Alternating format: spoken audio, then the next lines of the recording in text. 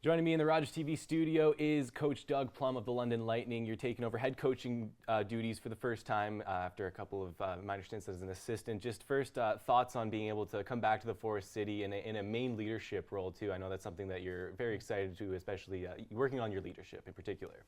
Yeah, no, it's been great. I was here 3 years ago with Kyle. We won that championship, and it was fantastic. That was kind of my first taste of coaching after playing, and I just fell in love with it. I mean, I was a player, and I got into some marketing stuff, and then I just missed the game. And Kyle called me, and like I said, I fell in love with it. I watched, I think, more film than I breathed air that year, and I kind of developed a passion and recognized I was pretty good at this. And spent that year here. Then I went up to St. John's for years as an assistant. I was head coach there last year, and back here now. So I'm happy to be back. It's great. It's great. I've been here for about a month and a half now, and seeing a lot of familiar faces and just feeling the support of the community again has been fantastic. Yeah, take me back to the beginning of your basketball roots, growing up in British Columbia. I mean, like, what got you into the game in the first place? You know what? This is funny. So I think I was in the third grade, and I was fortunate to be from a town called Pitt Meadows, where we had a pretty legendary coach. His name is Rich Goulet, and I think I went to a Focus on the Family basketball camp. I wanted to be a hockey player when I was growing up, like crazy. My parents were separated. My mom was a shift worker, so I couldn't get to hockey practice. And she put me in basketball. She just wanted to get me out of the house because I was like a rambunctious kid. And I went to this basketball camp called Little Dribblers, and it was right at the time that Space Jam came out. So I remember I'd be watching Space Jam. I'd be watching Michael Jordan and just trying to mimic the moves and in the driveway, and that's kind of where my passion for the game started. Were you able to extend your arm like that, or? No, I'm still working on that. Yeah, no, I think he still hasn't really released the secret on how to do that, right? But who are some? I mean, you mentioned Coach Goulet there, but at that time in that early '90s, like when you mentioned Space Jam, like Vancouver Grizzlies are still around, right? Yeah, and yeah. the Seattle Sonics are there, right there too. Like, did you have an allegiance in the NBA at that time? I was so young at the time that not really. You just didn't really know. Funny story about that, which actually came later. Michael Dickerson was playing for the Vancouver Grizzlies, and I mean, obviously I was a Grizzlies fan. I was in a junior organization. It was called Junior Grizzlies at the time. Steve Nash ended up taking it over, and that was kind of like from maybe the third grade to like grade 7, something like that, where we played. And Michael Dickerson was there with Mike Bibby when that whole thing went down with Steve Francis. Fast forward now like 10 years, I'm at UBC. It's my third year. And Michael Dickerson had just came back from Tibet. He was, when they went to Memphis, he had a sports hernia. And he came back and he was living in Vancouver, and he cold called us and he asked our coach if he could practice.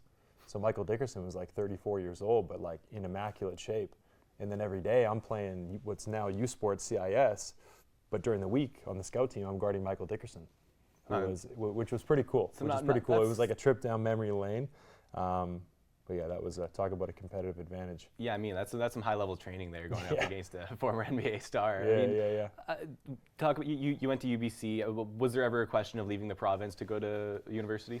I actually did. So out of high school at the time, I'm 31 now, and Canada was not only, I mean, where we are right now as a country is pretty special, but say 16 years ago, you couldn't really get noticed, especially out of British Columbia. Just because even if you look at Steve Nash's journey, like Nash, he only had one scholarship offer coming out of BC. So my father was living in Minnesota at the time, and I remember I was in the 9th grade and we lost a game that we shouldn't have lost, and I said, we're moving. So I went down there kind of on a whim, not knowing if I would make the varsity team, and just grinded out for 3 years. I left as the school's all-time leading scorer, had a great experience down there with American sports, and then I ended up going to Minnesota State University. I was there for a year. It wasn't what I wanted it to be. It was freezing cold. I was homesick. I didn't have the support group that I wanted, and it was just a little bit of a premature decision. I ended up coming home, and I ended up at UBC, and it was great. I mean, the caliber of basketball in our country is great, and just the coaching. Like, we have a really good core of coaching, because I think that there's, it's a very small community, so all these coaches are getting kind of influenced or touched by the national team program, and there is just kind of like a core competency, and a lot of like the same core values are taught throughout the country. So yeah, it was a fantastic experience. With university athletes, you can sometimes feel lost once you realize that your tenure is over there because you only have so many years of eligibility. Were you looking for options immediately after you wrapped up at UBC, looking for those that next level of basketball? Yeah, I actually got pretty lucky, and I say this to guys all the time right now. Like there is a lot and there isn't a lot of guys that can play high level, right? Like, I mean, if you're looking at it from the perspective of youth sports, like 0.1% of people ever even touch any element of professional basketball.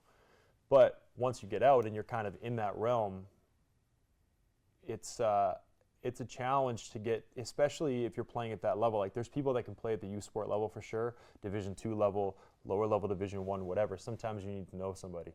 And I was fortunate enough that there was an assistant coach that came on board right after I left, and he'd played overseas for like 20 years.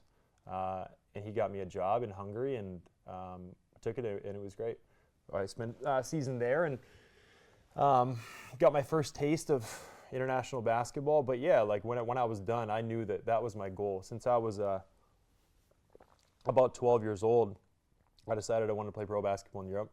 I wrote that down. I put it on my bedside table, and I looked at it every day. I didn't know how the heck I was going to get there, but just try to work as hard as you can every single day. And ended up playing over there. I played for 2 years, and it was a great experience. Learned a lot about the game, and just kind of like stylistically, the European game is a lot different than the North American game. So just kind of learning the nuances of that and stuff. It influenced me a lot and kind of set me on a path in terms of just trying to learn as much about the game and seeing, when you're young or you're used to one kind of upbringing or one fashion of basketball or anything, and then to get introduced to like a new way of thinking, it kind of shifts your whole paradigm. So that kind of set me back on that path in terms of just like trying to learn as much as I can. And broaden my horizons with hoops. Yeah, like when I think about the European style of basketball, it seems like it's a lot more team-oriented in that way. You share the basketball. Yeah, it's a lot of like the 4 out, 1 low. You don't have that all-star point guard that'll be able to make plays that not necessarily to the level that you'll see in the North American game. Was it tough to get used to that European style? Yes and no. I think, like I've done it, I played high school basketball in the States. I played on a circuit called EYBL, which is like the Nike circuit. So I've been around these guys that, are like phenomenal individual talents. And even, I see this all the time now. You got these guys a lot of times that are like phenomenal athletically, they're phenomenal one-on-one. But because of our youth development model in North America, and this is more so in the States and Canada, because we are influenced by FIBA a little bit more. Our game is a little bit more international. I mean, we play like the same rules, and we, our lines on the court. Runs FIBA rules too. Yeah, it's the same. But yeah, for sure. I think what I learned over there is that they just have a different development model. These kids are coming up through club programs. Like they don't have high school and university that they play. They're basically playing in the professional program, the youth development model, which is influenced by the pro program, and they just kind of flip the model on its head a little bit. They learn how to kind of space the floor, and they learn like team dynamics and the team game more before they learn individual moves. Whereas I think in North America, we teach, okay, you're going to shoot, you're going to pass, you're going to dribble, you're going to do this breakdown move, but there's not really an idea of how is this actually applicable, where they flip it on its head. And maybe they don't have as much individual talent, but they have a better kind of understanding of how to play, team basketball. You look at a country like Lithuania or Serbia. Like Serbia's got 9 million people, and they're like the second best country in the world often at hoops, right? So, yeah. But having said that, I mean, we have in North America, you look at where Southern Ontario is right now, specifically with the type of talent that we're producing. It's profound. It's pretty impressive. So, take a little bit of both and mesh it together, and I think that's the magic right there. Give me one of your coolest memories from Europe. Mike, honestly, it's not that one of my favorite memories is not even really like a memory per se. It's just I liked how much time I got to spend by myself and just like really be a student of the game. Like it was the first time that I didn't have to do anything else, and I really got to just, like, basketball's your life, it's your job. So every day I was over there, I would like pinch myself. I'm like, this is crazy. Like I wake up, all I got to do is hoops. Everything I'm doing is to, be the best version of myself I can athletically. And I tell our players that now. I say, look, you're never going to have this much free time ever again in your life, which is amazing for like your own development as an athlete, but also trying to figure out what do you want to be or what do you want to do? What's your plan after basketball? So I really enjoyed that. And just like the cultural aspect was cool to see, a different way of living and kind of just hear the stories of these guys and develop the friendships and stuff. Those are the things that I really remember. And when you were done playing, you felt yourself still longing to be a part of the game, even though your day job didn't necessarily give you that opportunity. Just talk about life after your playing days. Yeah, so when I stopped playing, I had a friend, Mark Starkey. He was working at Nike at the time, and he had done some brand activations with Nike in Vancouver. And I was in college, just finishing up college, and I helped him with some of them, and it was fun. It was cool. Didn't feel like real work. It was enjoyable. I was pretty, decently connected in the community there, so I brought people together, and it was a success. And we kept in touch, and then we started a basketball academy as a passion project. I just didn't really like the way that youth sport was going. I thought, it's a give-take. It's opened up now for sure, where it used to be like PSOs and the NSOs, and now there's all these clubs and stuff like that, which is great in terms of the growth, but it's a slippery slope because some people get taken advantage of that. There is kind of the wild, wild west, so to speak. Anyways, we started this basketball academy as a passion project, and like anything, if you do things with the right heart's intent, usually it takes off, and it did, but we weren't doing it to make money, and he had just started a digital agency. So at the end of the summer, I was going to go back and I was going to play in France, and he called me and he said, well, why don't we do this full time? Because we've gained a lot of momentum in the last couple months here. I don't want to start it all over again after you come back.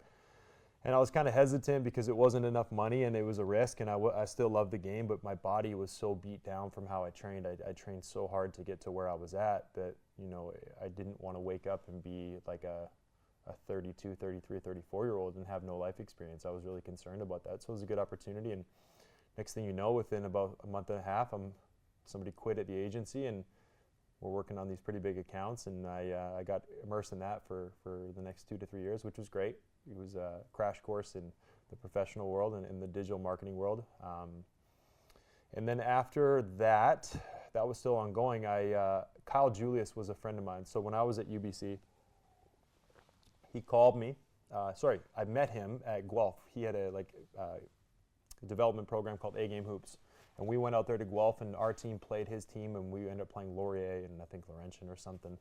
And he had Kevin Pangos on his team, and I think he had Dwayne Notice as well, as younger players, and some older guys that were like similar type players that would be in our league.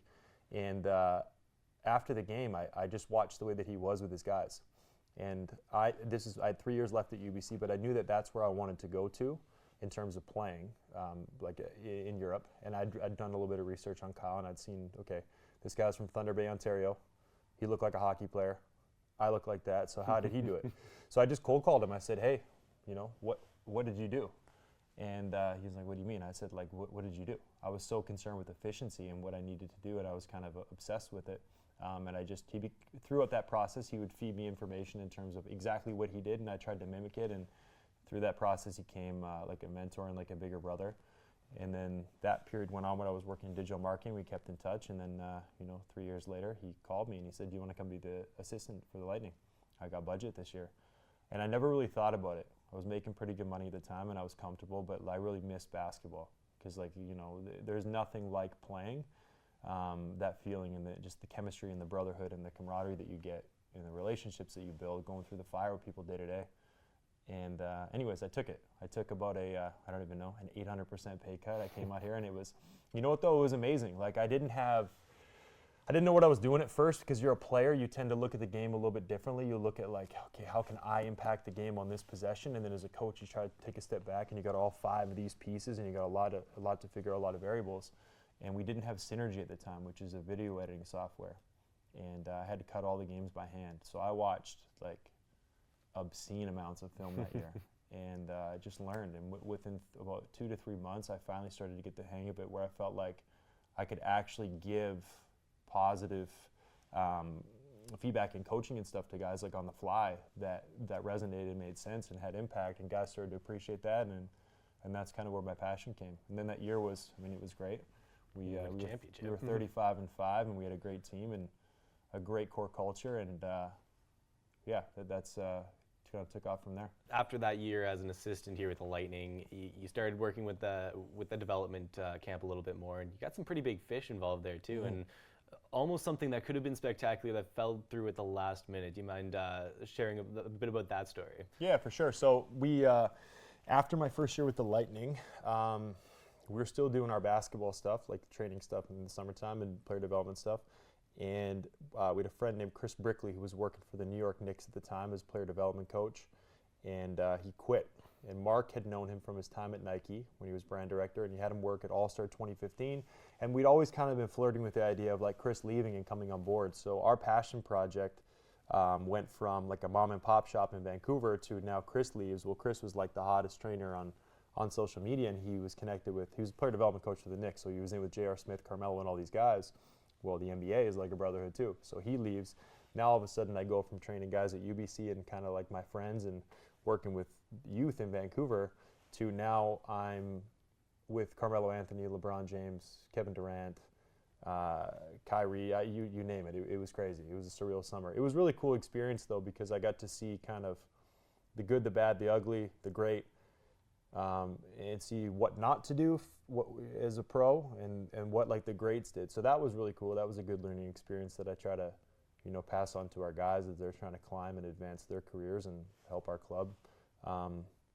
But yeah, anyways, we were going to sign a deal, and it ended up just not working out. It got a little murky at the end, so we decided to walk away. And I was just doing the marketing stuff back in Vancouver again, and I got a call from The Edge and Carl, and I went out there, and it was great. I was out there for 2 years, and people are fantastic. It doesn't feel like Canada out there.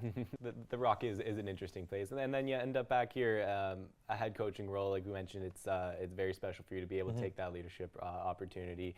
Let's talk about some of the players on the Lightning, starting with the returning ones. I mean, Xavier Moon, Anthony Gaines Jr., Marcus Cooper. It's good to have those those veterans, the stability here, especially in a league that has a lot of changeover. Anything to say about those players that you've been able to, that you'll be able to work with again? You know, in this league, there is so much player movement that when you can find good guys that get it, that want to win, and have continuity and chemistry, it's invaluable. Because, you know, if you go to a European league and maybe there's 2 or 3 imports, you know what you're going to get from your imports every night, right? And it's easy for those guys to accept the role, and they understand the role, that they got to be the guy every single night, all of them. You have to have impact from them every night. Well, in our league, you got 7 Americans or Europeans and 5 Canadians. Well, Canada, with where we're at, our locals are typically better than a lot of these European leagues.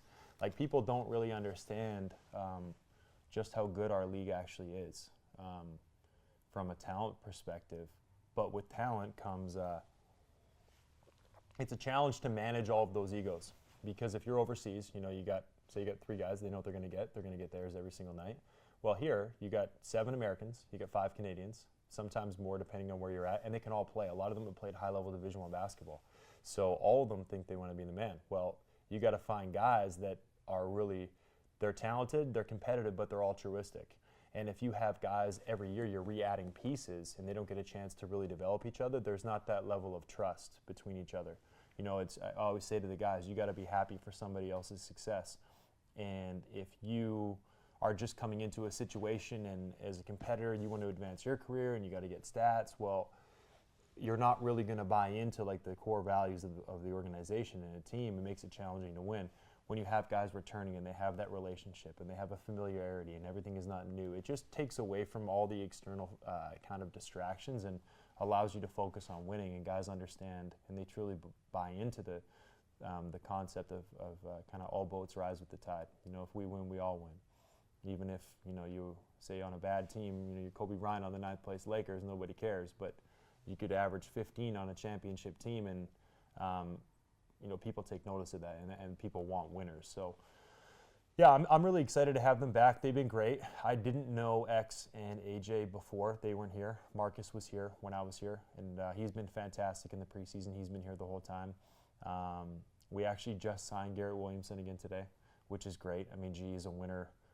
Everywhere these guys have gone, like they've been great representatives of the league, of our organization, and they just win. You know, they make winning plays, and they really buy into the thought process of trading in me for we, and I'm excited to have them back. It helps me a lot, obviously, as a young coach when you have that type of continuity and just familiarity. They were here when I was here, so we have a relationship. And I don't have to, they're older players, so they think the game at a high level. I don't have to micromanage every possession, and I can kind of not skip steps in terms of preparation, but just intellectually, basketball-wise, we can go to more high-level concepts, and the retention is quicker, which makes it easier, and I'm excited to see where we can go with it. Those returning players, but also a lot of new faces coming into from not only around the league, but around the world. And you mentioned that winning pedigree, the me for we mentality. Is that something that you're stressing to these new players right off the hop when they come in? And do you find that they're buying into it in these early stages, at least through the training camp and preseason? Yeah, for sure. I think we did a really good job of vetting players. Like, I think, this kind of touches on what I was talking about with the European type model, where you might have guys that are more talented, but I'm really big on intangibles, and these guys probably don't even know it, but when I went out and, me and Mark were looking at these guys, everyone can shoot, everyone can jump, everyone's skilled. All these guys are pros. They're all good. Well, over the course of a 36-game season in 4 months, that's a grind. So I want to know, like, what kind of resiliency do you have? What kind of perseverance do you have? What's your work ethic like? Are you a good dude every single day? Are you intelligent? Are you a pro? Do you do the things you're supposed to do? Are you getting the proper rest? Are you putting the proper things in your body? Are you a student of the game? So I actually call their college coaches or their junior college coaches, and not the head coaches, the assistant coaches, because the head coach, they're going to be great too. So I call these guys and I get like an honest, kind of picture of who they are. And you never know until they show up. But so far, so good. We got 14 guys here right now that are fantastic. We're adding G, so that'll be 15. And everyone's been great. We've really vetted them. I know a couple of the guys before, I have relationships with them. And I think, the guys know what kind of a guy I am and what my expectations are in terms of professionalism and the work ethic that, I expect them to bring every single day. And, talk is cheap. So we've really grinded some guys the last month. Most of us, that we're halfway through training camp now, and it's been a grind. Today's the first day off for these guys. And even on that first day off, you're still out in the community doing things as a team. And the Lightning are enmeshed in this London community. Just talk about, especially coming in as a new leader, as a new head coach, the importance of trying to enmesh yourself further into that community, some of the things that you're planning on doing with the team this year, and some of the ongoing things that you want to be able to bring to the community. Yeah, I think that it's huge, especially at this level, right, where, it's not the NBA, it's very good basketball, but you do need the community behind you. And I remember when I was here 3 years ago, and in the past, the crowds were phenomenal. Like, it was amazing. I remember we're in the finals, and there's like 7,000 people. It was surreal. And then I came back last year, and the crowds were down a little bit, and I just thought, okay, how can we kind of turn it around a little bit and get back to where we were, and have people really look at the Lightning and view these people as not only it's great basketball, and they're talented, but they're good people, and it's something where, as a family, you want to bring your kids out to not only see, like, okay, what can you be from an athletic standpoint, but that they're great role models, and something that you'd be proud to represent as an organization, and as a parent, you'd want your kids to see. So we're putting, and that goes back to the type of people that we went after when I called these coaches and stuff, and I'm saying, okay, what kind of guys are these guys? Because it's huge. If you got, obviously from a competitive standpoint, if you got a big crowd and you got a community behind you, it makes it more attractive to recruit players in the future.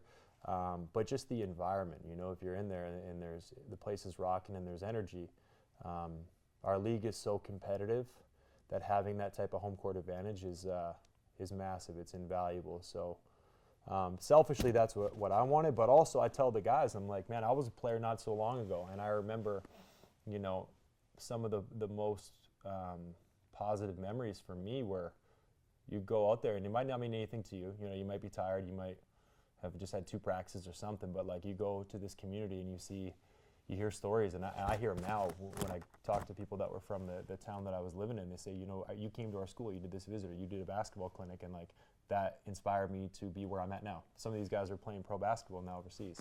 So I tell the guys that, don't just go through the motions, really try to be present, because you'll look back and you'll be proud that in those moments you were present, and you really did care, and not just be there physically.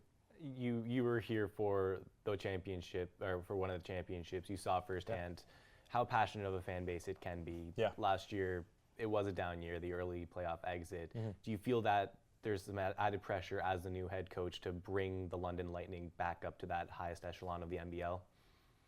I wouldn't call it pressure. I mean, I welcome that. I think that I'm the kind of guy that I flourish under pressure. So you only would want to go to I would only want to go to an organization that was the expectation, anyways.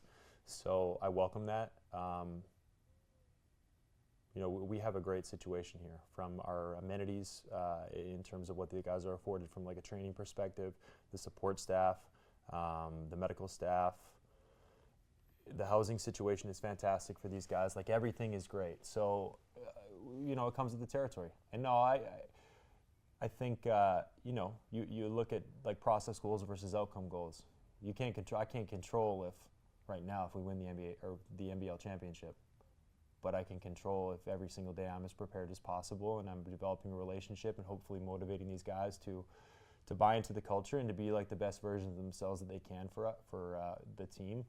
And that's the fun stuff. I just try to focus on, one day at a time, and I try to tell the guys one play at a time. Like, literally, that's it. The rep that's in front of you, just try to be as good at that one as you possibly can be. And if it goes great. Continue the confidence from that. Take it to the next play.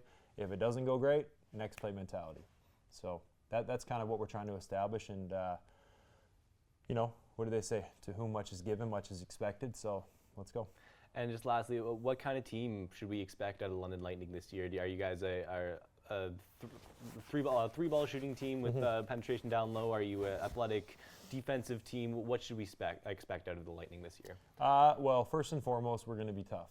Like, we're going to be very resilient, and we're going to have a level of kind of grittiness and toughness to us and resiliency that I think will really resonate with the fans.